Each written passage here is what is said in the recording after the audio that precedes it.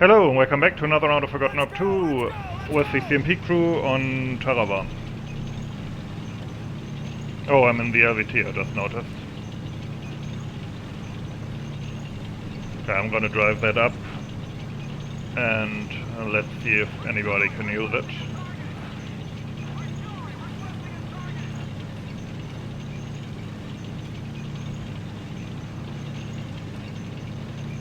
And my LCVP driver lowered the ramp, wants us apparently all to get machine guns.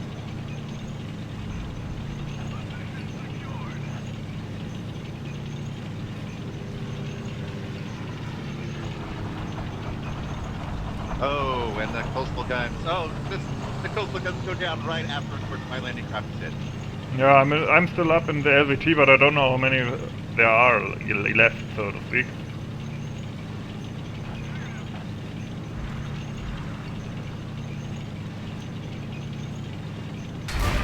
Nope, okay, there's still one up.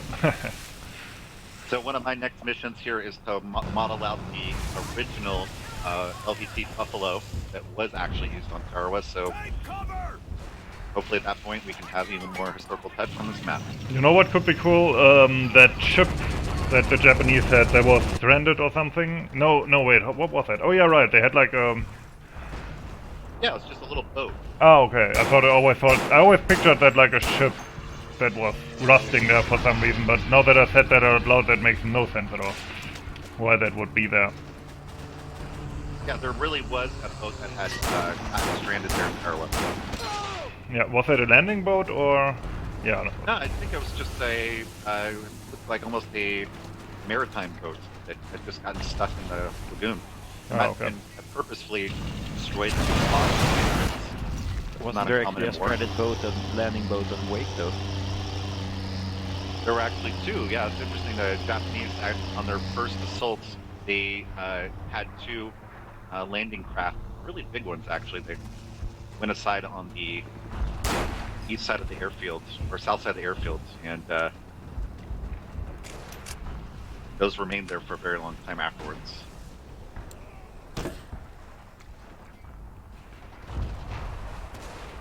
The mapping for Pacific, I've gotten to know my Pacific history pretty well.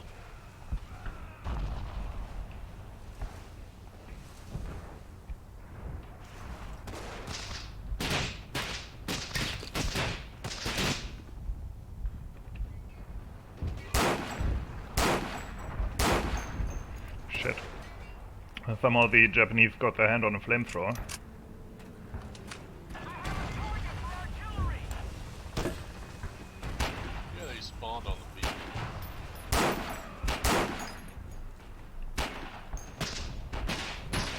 Japanese kit, so. Oh, okay. Japanese have flamethrowers? I guess so. Yeah, it's pretty epic to be in a LVT firing 50 cals and then a plane comes strafing in.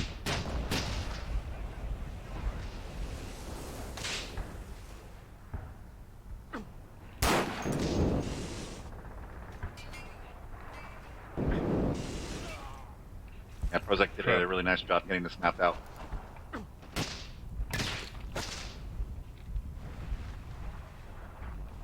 We need to get... Ah, wait, actually that might have been one of ours.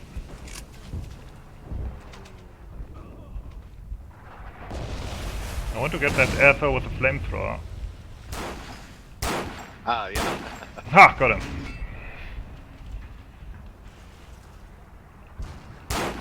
You're lucky you're out of range.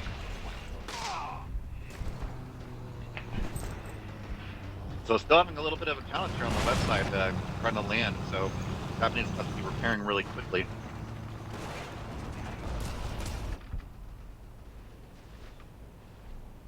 Usually once the pier is grabbed, that opens up the rest of the island for landing.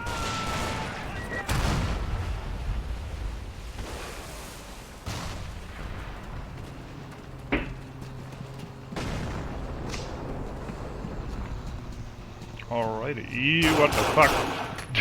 There was the head snow there. Oh, and the LVT got stuck and 75mm was waiting for it. Yeah, that happens. Ah, shit. Battle of the Hectages.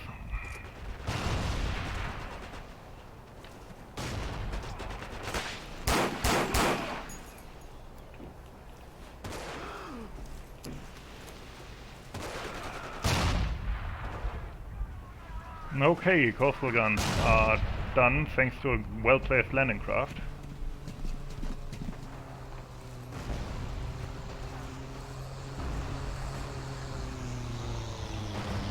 And could not have come at a sooner time. It is rough out in the water right now. By the way, I'm gonna be off from the server now, so you guys control it at least. Okay. by the way, I'll try to be back. have you ever thought about giving the USMC their own flag? You know, that core symbol that they have? I personally thought about it. That would be a good suffix. I know that in when SPWW2, that's how they do it. You have a US Army faction with their own guns and flag and stuff, and the USMC faction. I personally would like to actually see the Marines redone as their own team. That way they can own flag. That felt great. Okay. Sorry, I didn't catch any of that. I fired my gun and my ears are still ringing. Oh, I was saying, my wish list would be to actually get the Marines as their own separate faction, their own win music and everything. Oh yeah, that's what I mean. Yeah, wind music too, a good idea, yeah. Could be kind of cool. I mean, they do have sometimes their own loadout anyway, right? In terms of weapons, it's a bit different. Not necessarily. They had a variety of equipment and it changed over the years, but it's just more along the lines of just kind of creating a unique faction. No, I meant in game 2. They do have a bit different. Well, I guess this is pretty normal. But it's a mix of Normandy and Africa Americans in terms of FH2. But okay. Although are these? Yeah, these are Marines, right? Yeah, Tarawa was Marines, not Army. Yeah, right. Yeah, this is. For them. Yeah, I mean, we should turn them into a team. This is one of the first times that they were using the frog camo in earnest, and then was quickly realized that it wasn't really doing much good. Well, not in a situation like that, no.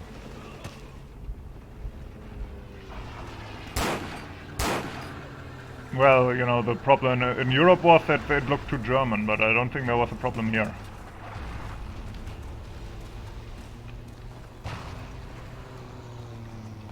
Yeah, I'm not sure why the Marines really kind of phased it out, whether it was just not necessary or if their actual identification was a problem. Wait, did the Marines phase it out? I thought the Army in Europe phased it out and the Marines kept using it until 1945. Very little. Yeah? Yeah, because Okay. if you look at footage of Okinawa as an example, and Iwo Jima, you see very, very little of the camo at that point. Well, I mean, in it the does... early war, especially with the Raiders, Naked Island, Tulagi as an example, Well, I mean, Tarawa. I'm gonna say this, it looks different from, like, modern camo, so I wonder if it's maybe really just not that effective. I mean, I suppose there's some kind of reason that today camo looks like it does, right? They must have tried that out at some point. Yes, but you know, that's all about contracting. Somebody convinced somebody that this stuff was better. Okay, yeah, that's true. But I mean, today in modern camo, usually you have very small, like, dots on it. Yeah, well, compared it's to like computer printed. Yeah.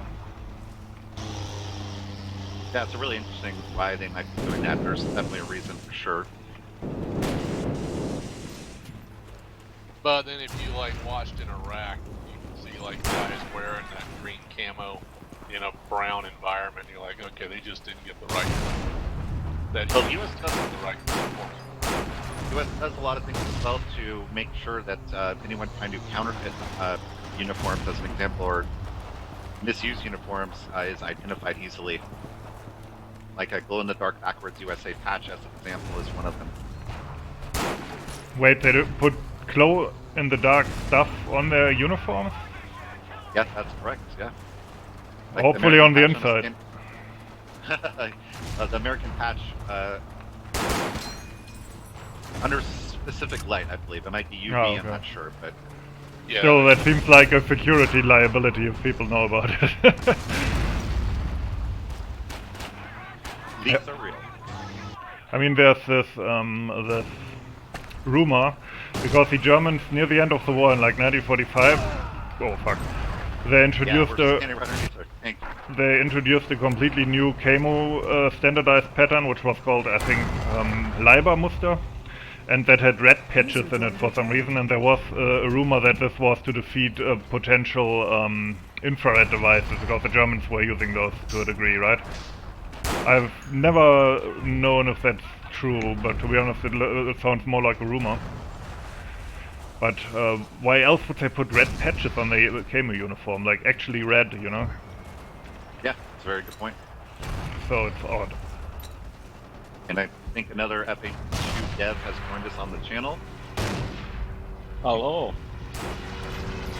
Fetcho? Hello, yes. Oh, hi. This is me. What's up? Not much. Playing Tarawa, shooting Japanese Nice. with the, as always, overpowered Garand. Server is full. What is full? Server, yeah. Yeah. Well, I'm gonna leave after this. I've played a bunch of times, and usually after a while I get annoyed if I play too much. There's very few games that I can actually like play for hours, but usually those are like low intensity games. This game, if I play it for too long, I like my brain gets messed up. I don't know how to explain it. I get it. Totally get it, yeah. Gaming overload. Yeah, it's a bit too fast for that. Yeah, RTS definitely does it to me pretty quickly too. Yeah. I can only get a couple rounds in before I'm Or like, just too stressed out. yeah, or like Europa Universalis or Crusader Kings or stuff like that. That's really slow and methodical. Shit. Or combat mission maybe.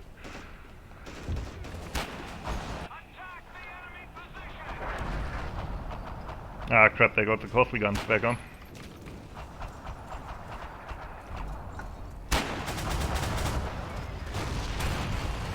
Let's try something. Okay, never mind. So I'm squad leading here, and it's pretty scary watching how many people are getting mowed down. Yeah, there's a Type 99 right in front of us, I think. I don't know where exactly. Yep, and there's an AA gun also firing as well. I think Jen had updated the sounds, and they sound good. Yeah. I think there's actually lots of stuff from the next FH2 patch on here as well. Like effects Yeah, and which stuff. was really great. Yeah, thank you for getting those files over to us so we can use them. Yeah, if we don't manage to release shit, at least we can use it here. Nice. Okay. Don't say that.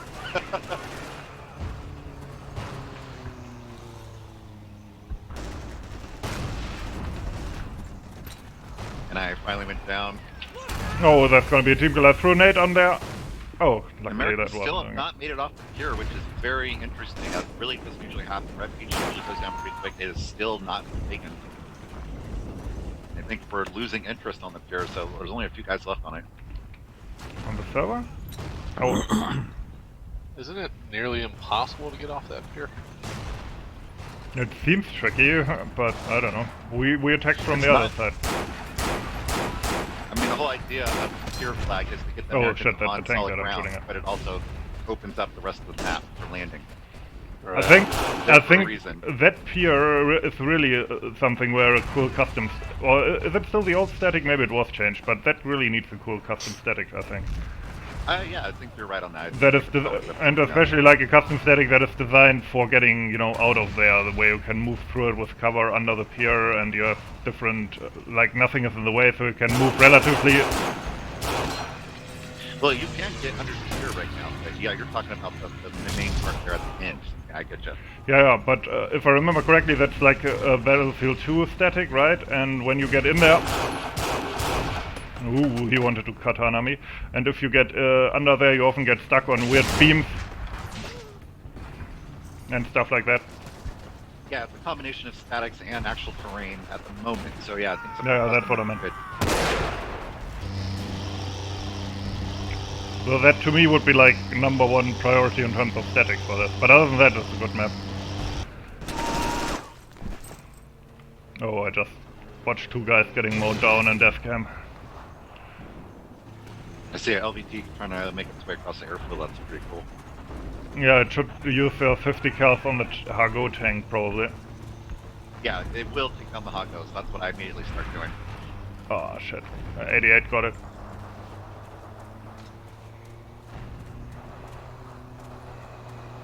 I think I'll pause here to spawn the rest of my squad in. Yeah, I'm glad that the vegetation came out pretty nicely. It makes a big difference on this map for sure. It looks much more Tarawa-esque. Yeah, it doesn't render distance, so it's a problem. Or, I mean, that's normal, of course, with the grass, but if, you can see the yellow ground on it then.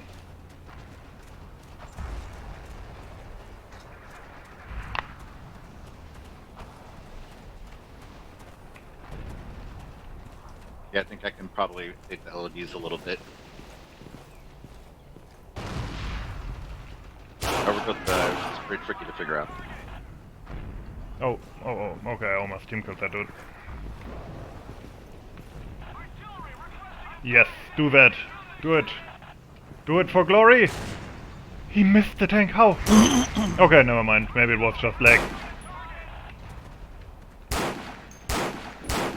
Alright, I'm gonna park myself under this bunker, but I don't know if anyone's gonna spawn right on top of me or not, so this is scary. I wanted to take out that flak gun too, but okay. What do I we don't do like next? spawn camping, but I also need cover.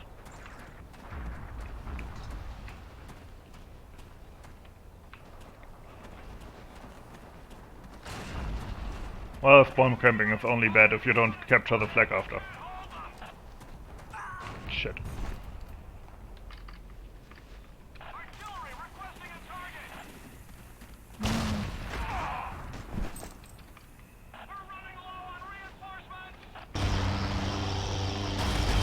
Okay, Americans getting the signal that we're low on tickets, so that's not good. Oh, there's the exit. I was like, where the fuck am I?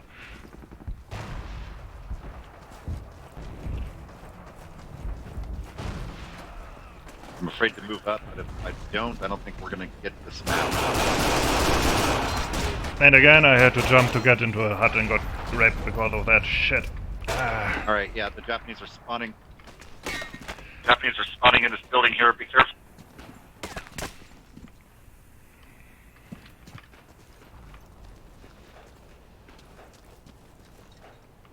This is where a quick landing craft would come in handy. Spawn on the pier.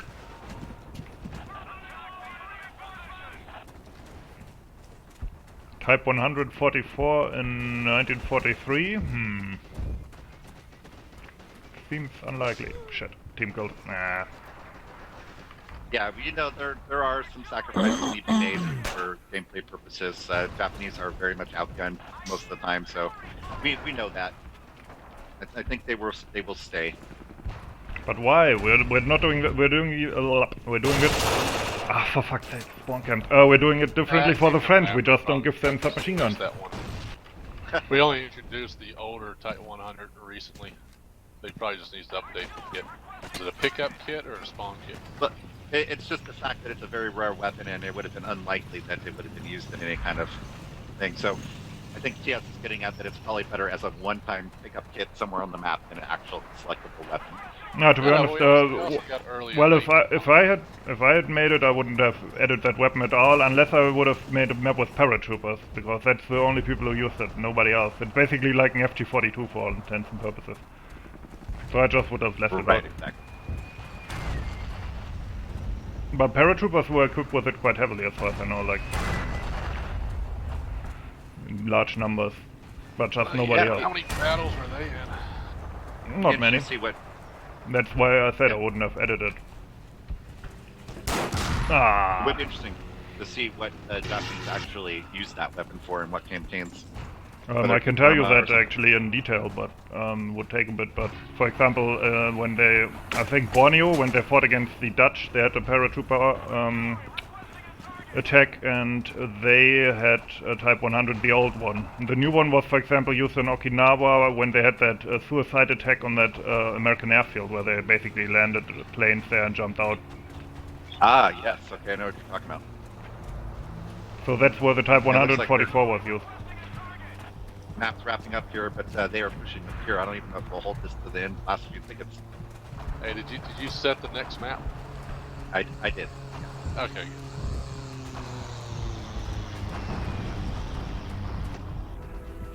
Anyway, I hope you enjoyed it as always. Thanks for watching and have a nice day.